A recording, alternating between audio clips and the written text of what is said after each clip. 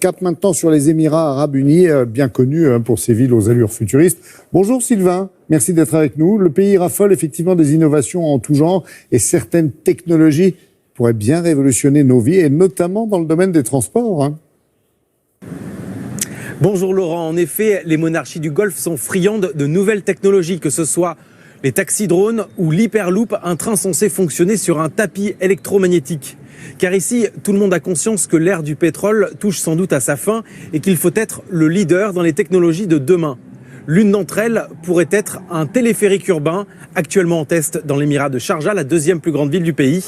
Reportage réalisé avec Nicolas Kérodrin et Sophie Guignon.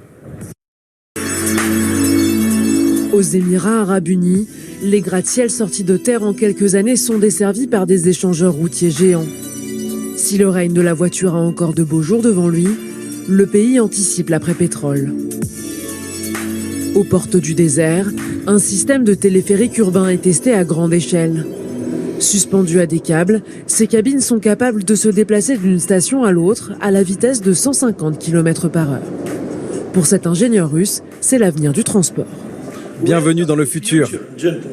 Selon les versions, ces cabines pourront transporter de 6 à 30 personnes et leur fréquence pourra s'adapter au nombre de passagers. Ce qui veut dire qu'au lieu d'avoir un énorme bus où 100 personnes se retrouvent compressées comme des sardines dans une boîte, là on peut envoyer les cabines les unes après les autres. Électrique et silencieux, ce métro suspendu à des câbles pourrait connecter des immeubles dans des centres densément peuplés comme Dubaï, mais aussi relier des villes entre elles sur de plus longues distances, comme l'imagine ce clip de promotion. Il est possible de le faire fonctionner dans le désert, des zones inondées ou des reliefs difficiles d'accès. Déjà connue en montagne, cette technologie simple et efficace n'a pas besoin de pilote pour fonctionner. Une pièce comme celle-ci est faite pour superviser 50 à 100 véhicules, puisque quasiment tout est automatique. Une solution adaptable pour le transport du fret. Selon ses inventeurs, ce mode de déplacement serait l'un des moins chers au monde, avec un coût, hors construction, de $1 pour 100 tonnes déplacées par kilomètre. Ce que nous faisons, c'est de quitter le niveau du sol qui est surencombré avec des gens, des embouteillages, des bus, avec tout. Et nous allons au niveau supérieur qui, Dieu merci, est encore disponible. Sans détruire la nature ou les constructions existantes et sans émettre de gaz, nous offrons une solution économique et écologique. Cette installation est financée par le centre d'innovation de Sharjah, l'une des villes les plus embouteillées des Émirats. Avec un budget d'1 milliard d'euros par an, les autorités veulent attirer les start-up étrangères à la recherche de capitaux.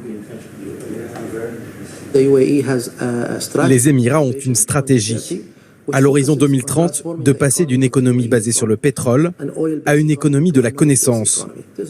1. Il faut encourager l'innovation. 2. Financer scientifiques et entrepreneurs. 3.